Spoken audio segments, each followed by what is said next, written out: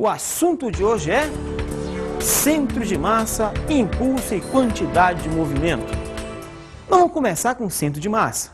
Você pode estar perguntando, centro de massa? Será que é o local onde a massa se concentra? Mais ou menos isso. Para definir um pouco mais precisamente, centro de massa para duas massas. Qual é a definição? Vamos ver? É o lugar geométrico que divide a distância entre esses pontos materiais dados em segmentos inversamente proporcionais às massas dos mesmos. Inversamente proporcional às massas dos mesmos. Como é que ficaria matematicamente isso? Vamos ver? Na figura nós temos corpo de massa M1, corpo de massa M2. Estabeleci também um referencial, em onde eu coloquei logo uma origem. A distância desde a massa M1 até a origem, chamei de x1. E o mesmo fiz para a massa M2, só que agora eu coloquei a distância x2. Vamos imaginar que o centro de massa deste conjunto esteja por aqui, onde a distância vai ser dada por xc. Como, por definição, o centro de massa ele é inversamente proporcional às massas dos mesmos, como é que fica matematicamente?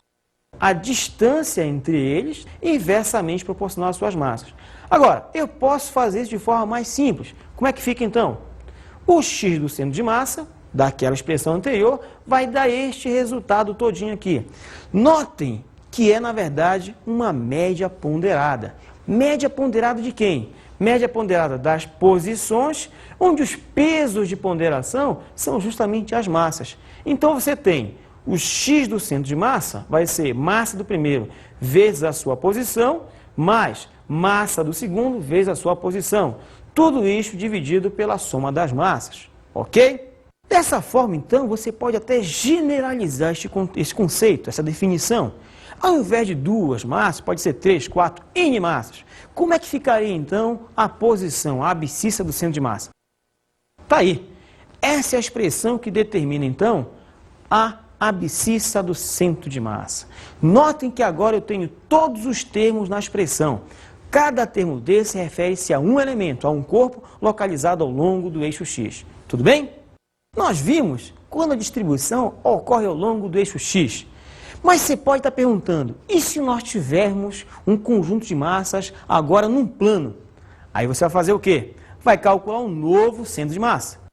Então, observe, você tem massa 1, massa 2, massa 3, massa 4. Botamos 4 massas distribuídas no plano. Notem que aqui é a origem do sistema de referência. Então, de O até o corpo 1, do O até o corpo 2, do O até o corpo 3 e assim por diante. Como é que eu calcularia, então, agora nessa situação, as coordenadas da posição do centro de massa? No caso da abscissa, a abscissa agora eu generalizei também, botei para N corpos. É a mesma situação, massa, posição, mais massa, posição e assim por diante. Dividido pela soma das massas. Tantos corpos, tantas parcelas. Essa é a situação. Qual é o outro elemento? É a ordenada. Como é que fica? É a mesma situação. No entanto, ao invés de colocar o x, nós colocamos o y, porque agora é com relação ao eixo dos y. E se de repente não estiver no plano, estiver no espaço? Só vai acrescentar uma terceira coordenada, que é, no caso, a cota, que é o z. Você tem, então, para cada um dos elementos, uma expressãozinha. Massa, posição, dividida, então, pela soma das massas. É assim que você calcula, então, a posição do centro de massa de uma distribuição de corpos. Centro da massa. Interessante. Bom, acho que é hora da gente fazer um exercício. Considere um conjunto de 3 pontos materiais definidos por M, X, Y. O que é isso? M representa a massa em quilogramas, X e Y as coordenadas cartesianas em metros. Por exemplo, no caso nós temos P1, P2 e P3, são os 3 pontos. P1 é massa 2 quilogramas e as coordenadas dele, abscissa 0 e ordenada menos 1. P2, massa 1, abscissa 1, ordenada 0. Ponto P3, massa 2 quilos, a abscissa vale 2 e, no caso, a ordenada vale 6. No gráfico aqui, então, para nós podermos visualizar o processo, temos aí, cada ponto desse refere-se, então, a uma abscissa e a uma ordenada. Vamos ao problema, então. O centro de massa do sistema no gráfico é dado pelo ponto? Para responder ao enunciado, para resolver a questão, precisamos então, inicialmente, calcular a ordenada do centro de massa. Bom, a ordenada nós já vimos, é o y, e é dado exatamente por essa expressão, massa, posição, dividido pelas massas. Substituindo os dados do problema, no lugar da massa, eu botei o 2, do primeiro ponto, e a ordenada dele, que é menos 1. Somado, massa ordenada, dividido pela soma das massas. Fazendo a operação matemática, chegamos a 10 quintos, o que vai dar exatamente 2 metros. Então, a ordenada do centro de massa dá exatamente 2 metros. Falta aqui, então, a abscissa do centro de massa. Novamente, a abscissa do centro de massa, dado por essa expressão, que é massa, posição, mais massa, posição e assim por diante, que nós já vimos, inclusive. Vamos agora substituir os valores. Massa, abscissa, para cada termo. O resultado disso vai dar, então, uma abscissa de exatamente 5 quintos, ou a abscissa vale exatamente 1 metro. Então, nós já localizamos o elemento. O centro de massa é o ponto A. Geometricamente, você tem que o centro de massa fica exatamente no ponto de centro geométrico mesmo. Como assim? Vamos ver na figura? Na primeira figura, por exemplo, nós temos um quadrado. O centro geométrico do quadrado é justamente o encontro de suas diagonais. Logo, eu posso afirmar que neste ponto central vai aparecer o centro de massa e, consequentemente, o centro de gravidade. Na outra figura, a figura já é um paralelogramo. Neste caso, o que vai acontecer? Também aqui, o centro de massa e o centro de gravidade coincidem com o encontro das diagonais. Uma terceira figura, vamos ver? Nessa figura aqui é um triângulo. O centro de massa coincide com o baricentro do triângulo. Neste caso, basta encontrar exatamente o baricentro que você tem o centro de massa. Quarta figura. Bom, nesta figura agora, o que eu vou fazer? Da mesma forma anterior, vou encontrar a diagonal. O encontro das diagonais é o centro de massa. No caso de uma circunferência, de um disco mais precisamente, o centro de massa coincide com o centro da circunferência. Mas e se forem figuras geometricamente espaciais? No caso de um cubo, bastaria encontrar a diagonal do cubo, duas delas pelo menos, fazer a interseção. O centro de massa e o centro de gravidade coincidem com essa interseção de duas diagonais do cubo. Não é a diagonal da face, é a diagonal do cubo, de um extremo a outro, de um vértice a outro, não tendo um lado como suporte, ok? No caso específico agora de um cilindro, bastaria passar uma reta do centro da superfície de base superior e o centro da superfície de base inferior. A reta que liga os dois, cortando qualquer ponto de uma base a outra, vai dar exatamente também o centro de massa, ok? Muito bem, então você já viu como é que calcula, como é que encontra a posição do centro de massa. Vamos ver agora o centro de massa e o seu significado físico. O que fisicamente significa esse centro de massa? Uma coisa importante, nós já sabemos, basicamente, que você pode, então, centralizar o corpo num único ponto, chamado centro de massa. Mas essa propriedade, ela é mais específica para corpo em movimento. Como assim movimento? É simples. Vamos imaginar duas situações. Vamos ver na figura? Na primeira figura, vemos um corpo transladando, isto é, um corpo deslocando sem nenhuma rotação. E na segunda, vemos um corpo girando em torno de um ponto. Nesse caso, tem uma rotação. O que é importante? No caso da translação especificamente, como todos os pontos do corpo descrevem o mesmo movimento, eu posso então não mais representar o corpo como um todo, mas eu posso imaginá-lo localizado em um único ponto, que é quem? Justamente o centro de massa. Vamos ver a próxima figura? Notem, todo o corpo eu substituí por um único elemento, que é quem? O nosso centro de massa. E a velocidade deste centro de massa é calculada exatamente de uma forma matemática também muito simples, bem simples mesmo. Notem, como todos os pontos têm a mesma velocidade, evidentemente o centro de massa vai ter esta velocidade, ok? Vamos ver agora centro de massa de um objeto de espessura uniforme, uma placa, por exemplo. Vamos ver então? Temos aqui uma figura, um corpo, e eu vou localizar nesse corpo 3 pontos. A, B e C. Para a determinação do centro de massa, nós vamos utilizar um pequeno recurso. O que eu vou fazer? Eu vou pendurar este corpo pelos 3 pontos, em situações distintas. Inicialmente, pendurando pelo ponto A. O que eu vou fazer então? Vou traçar uma reta vertical passando por A. Beleza? Tirado da posição A, vou pendurá-lo agora pela posição B, pelo ponto B. Novamente, traço uma reta vertical passando exatamente por B. Notem logo de cara que o ponto B, a reta que passa pelo ponto B, aliás, corta a reta que passa pelo ponto A. Neste único ponto aqui, beleza. Continuando, vamos agora pendurar o corpo pela posição C. Pelo ponto C, como é que fica então? Está aqui. Notem, nessa situação, eu passei novamente uma reta vertical cruzando C. As 3 retas vão se cruzar em um único ponto.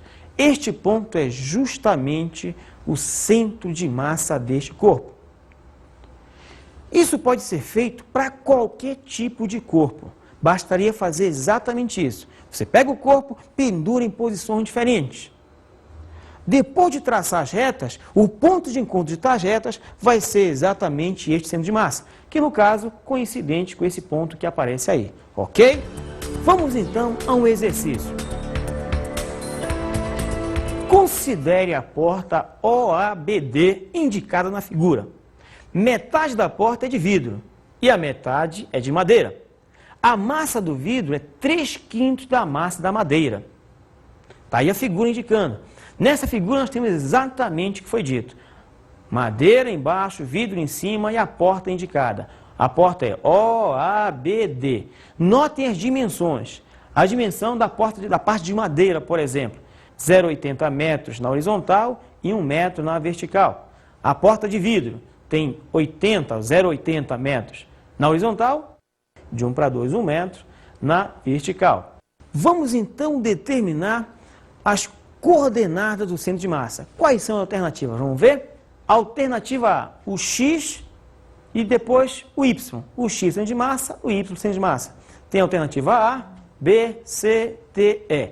Vamos ver qual é que coincide realmente com a resposta. Vamos à solução então. Nesse exercício, eu também vou participar.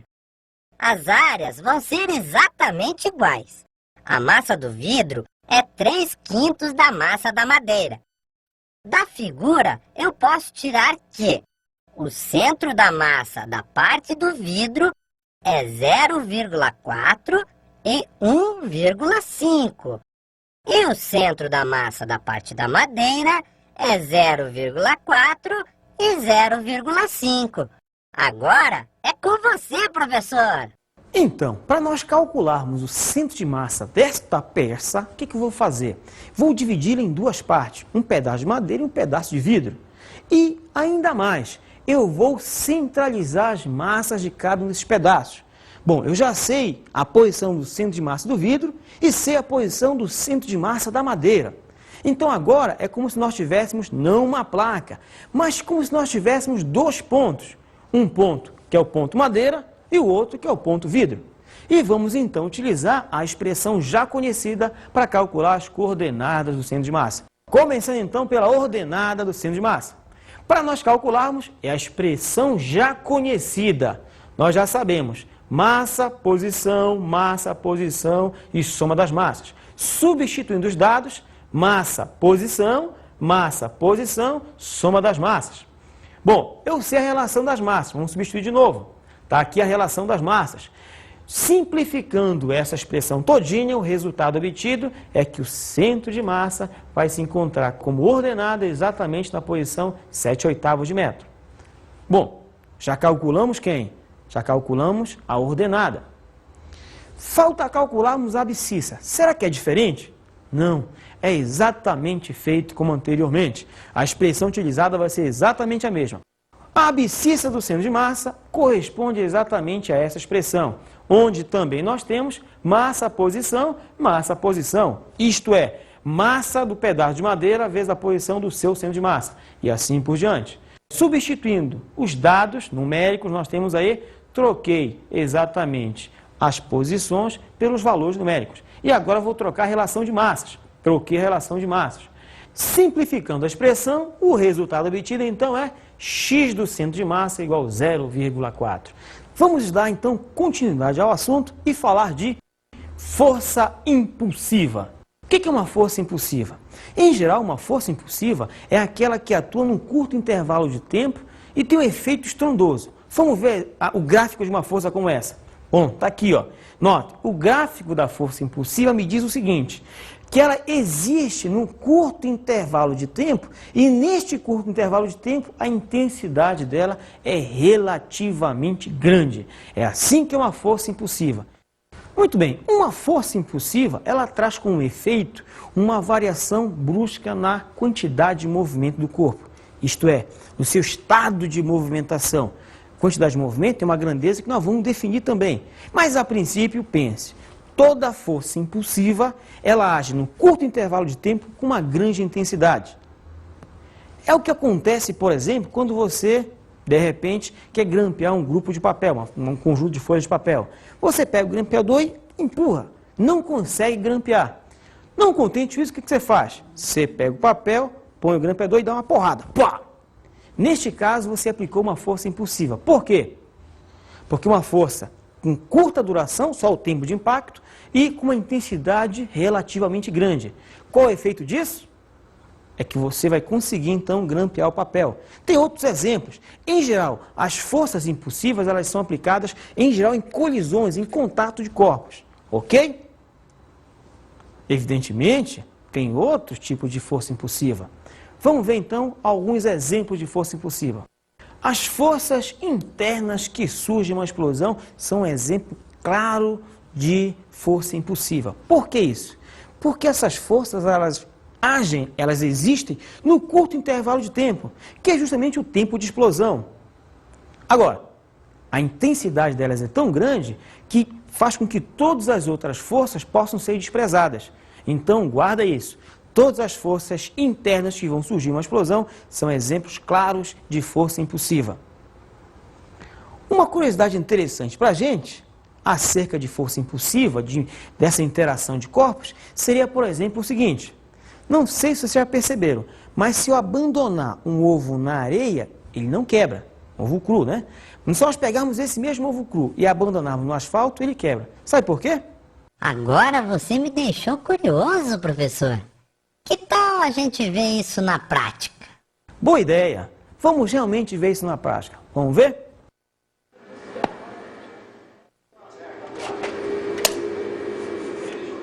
Viu? Quando o ovo caiu na areia, você percebeu que o tempo de interação entre o ovo e a areia demorou bastante? Foi maior? Quando ele cai no asfalto, o tempo de interação é muito curto. Em outras palavras, quando o ovo caiu na areia, você reduziu o impulso, o efeito do impulso, a força. Ao passo que caindo no asfalto, o intervalo de tempo é muito pequeno, a força tem um efeito grande, por isso o ovo vai quebrar. Interessante, né? Essa é a explicação. Um outro exemplo interessante também é quando você salta de uma determinada altura. Qual é a recomendação que tem que ser feita? É que você, logo que caia, tem que encolher as pernas. Não pode cair com as pernas esticadas. Por quê? Porque o efeito disso, o impulso recebido pelo teu pé, vai bater lá na coluna vertebral e você vai ter, com certeza, muitos danos. Então, a noção que nós estamos dando aí é justamente o efeito que a força tem e o intervalo de tempo que ela atua. É essa relação. Na verdade, essa relação gera um elemento físico, gera uma grandeza física. Grandeza física, essa chamada de impulso. O que é um impulso? Como é que você vai entender essa grandeza física? Bom, pelo que nós comentamos, impulso tem a ver com tempo e com força. Ou melhor dizendo, com a duração da força aplicada a um corpo. Quanto tempo ela demora de aplicação? Nós vamos ver exatamente o seguinte, que o impulso está diretamente ligado a essa grandeza tempo, ao tempo de aplicação. Vamos ver a definição? Definição matemática de impulso. Essa definição matemática nós vamos fazer de duas formas. Vamos definir o impulso matematicamente a partir de duas condições. Por que isso? Porque eu posso ter uma força constante e uma força variável. Então, vamos começar com a definição de impulso de uma força constante. Bom, essa é a definição. O impulso de uma força constante vai ser igual ao produto da força pelo intervalo de tempo. Vamos especificar cada elemento. I é o impulso da força.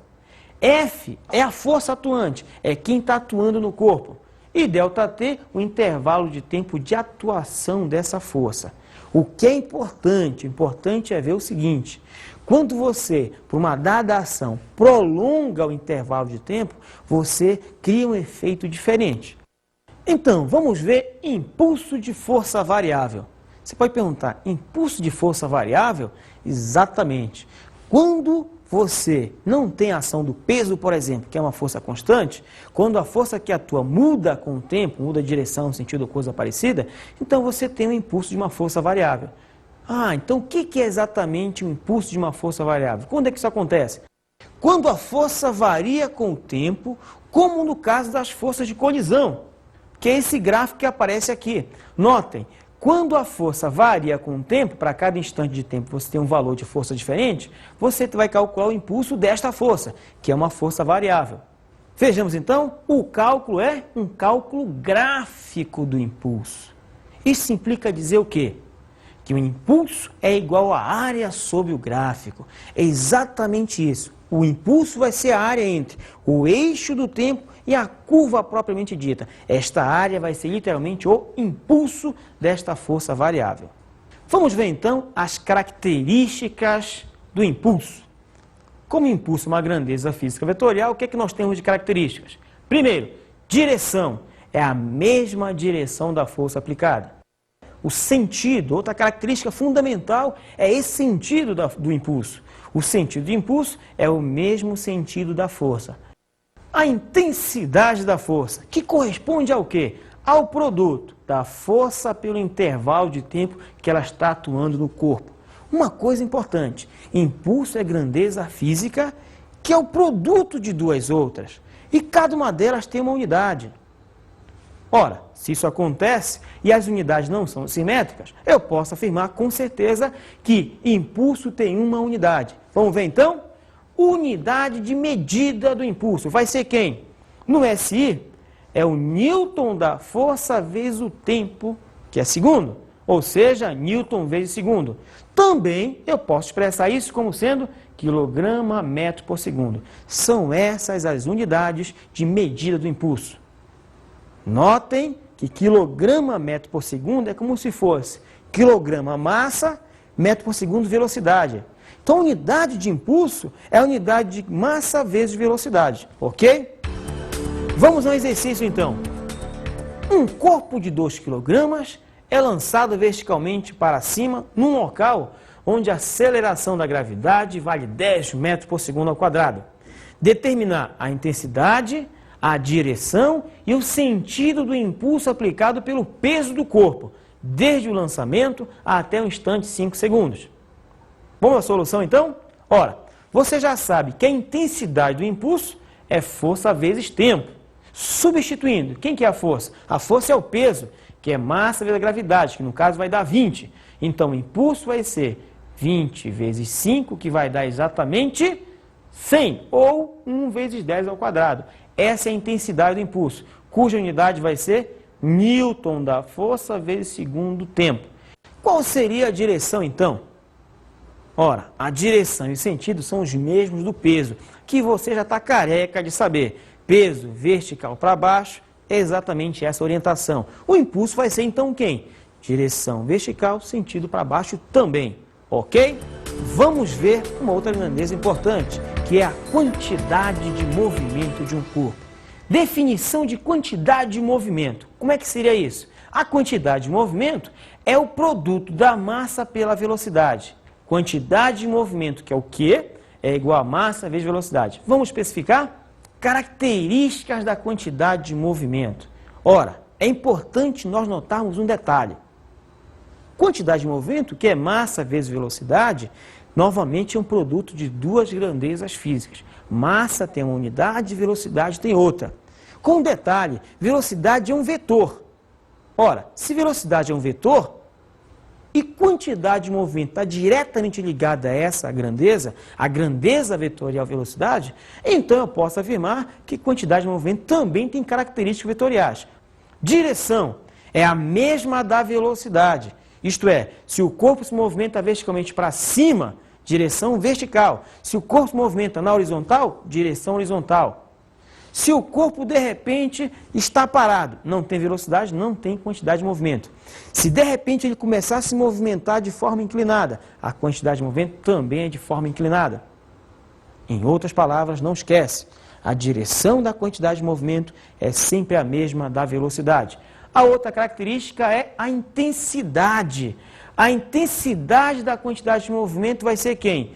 Produto da massa pela velocidade propriamente dita. Aqui eu estou usando os valores. Por exemplo, um corpo tem 2 kg, sua massa e a velocidade é 10 metros por segundo. Então, quem vai ser a sua quantidade de movimento? Pega os 2 kg da massa e o 10 da velocidade. 2 vezes 10, 20. Essa é, literalmente, a expressão que determina o valor da quantidade de movimento.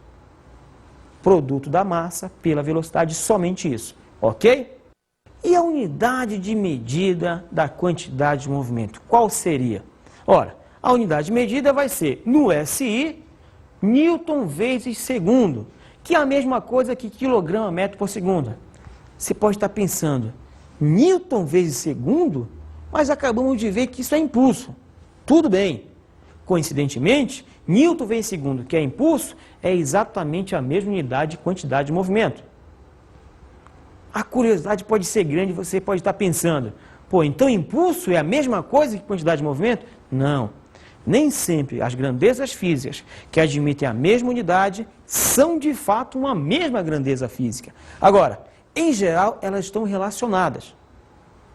Isto mesmo, existe uma relação linear entre impulso e quantidade de movimento. Mas vamos esclarecer um pouco mais o que é esta grandeza chamada impulso. Teorema do impulso. O impulso, determinado pela resultante de todas as forças externas que agem durante certo intervalo de tempo sobre um ponto material, é igual ao incremento da quantidade de movimento do ponto durante o mesmo intervalo. Exatamente isso. O impulso da resultante é igual à variação da quantidade de movimento. Esta é a relação entre impulso e quantidade de movimento. Na verdade, isso é um teorema, chamado teorema da quantidade de movimento, ou teorema do impulso. Como é que é a expressão matemática dele? Vamos ver? O impulso é igual à variação da quantidade de movimento do corpo. Isto é, I é igual a ΔQ. Mas quem é o ΔQ? O ΔQ é justamente a variação, que vai ser valor final menos o valor inicial. Essa relação é importantíssima. O impulso sendo igual à variação da quantidade de movimento. Uma coisa interessante disso aí é aquilo que nós falamos ainda há pouco acerca do ovo. O ovo, nós vimos no experimento, estava caindo sobre a areia. Qual é o efeito da areia sobre o ovo? Fazê-lo parar, ou seja, variar a sua quantidade de movimento. Agora, você pode variar em pouco ou em muito tempo. O que determina isso é justamente o impulso. Quando o impulso é grande, a variação é muito rápida. Consequentemente, o ovo vai quebrar porque a força vai ser grande. Ao passo que, se o intervalo de tempo for um pouco maior, então a força é um pouco menor, já que é a mesma variação, consequentemente o ovo não vai quebrar. Exatamente assim.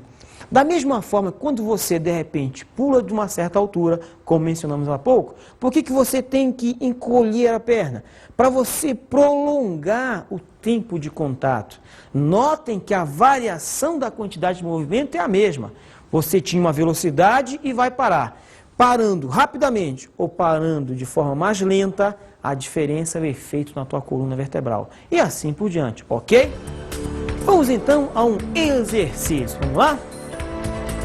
A figura mostra os vetores velocidade inicial e final de uma bolinha plástica de 2 kg que colide com o solo liso, horizontal e polido, sabendo que o choque durou 4×10⁻², segundos e que a velocidade inicial possui o mesmo módulo que a velocidade final, que é de 10 metros por segundo, determine a intensidade da força média que o solo exerce na bolinha. Vamos ver a figura? Está aí. O corpo foi lançado para o solo, bateu e refletiu. Essa é a velocidade inicial e esta outra velocidade final. Note que estamos representando vetorialmente. E ainda mais, os ângulos aqui são 30 e 30. Notem o detalhe importante. Se nós prolongássemos essa velocidade, nós veríamos que o ângulo entre esta velocidade e a outra é de 60 graus. Vamos continuar a solução então. Já peguei a velocidade final que é para cima, já trouxe a velocidade inicial para baixo e, como mencionado, já verifiquei que o ângulo vale 60 graus.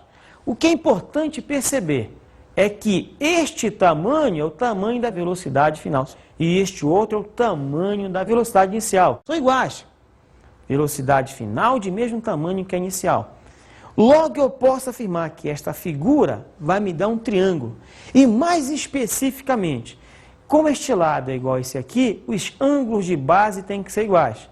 Como aqui já é 60 graus, aqui tem que ser 60 e 60 também.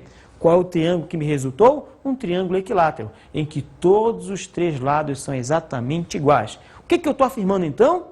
É que o valor da variação da velocidade é igual à velocidade inicial, que é igual à velocidade final. Se nós multiplicarmos pela massa, o que nós vamos ter? Está aqui, m delta v, mv inicial, mv final. Na verdade, m delta v é a variação da quantidade de movimento. mv inicial é a quantidade de movimento inicial e mv final é a quantidade de movimento final. O que é que nós temos então? Que a variação da quantidade de movimento é massa v inicial ou massa velocidade final. Substituindo os números, temos massa vale 2, velocidade vale 10, então a variação da quantidade de movimento vale 20 kg/metro por segundo. Como nos interessa calcular a força, vamos para o impulso. Do teorema do impulso, nós temos o impulso é igual à variação da quantidade de movimento. Então, o impulso vale 20. Substituindo a definição de impulso, ora, impulso não é força vezes tempo? Consequentemente, eu tenho força vezes tempo igual a 20. Se nós substituirmos o tempo que foi dado no problema, porque foi dito quanto é que é. Como é que fica então? Força vezes o tempo. 4, 10 a menos 2, que é dado do problema. Se eu pegar esse cara e passar dividindo, o resultado final vai ser igual a quem? Que a força vale 5, 10 ao quadrado newtons.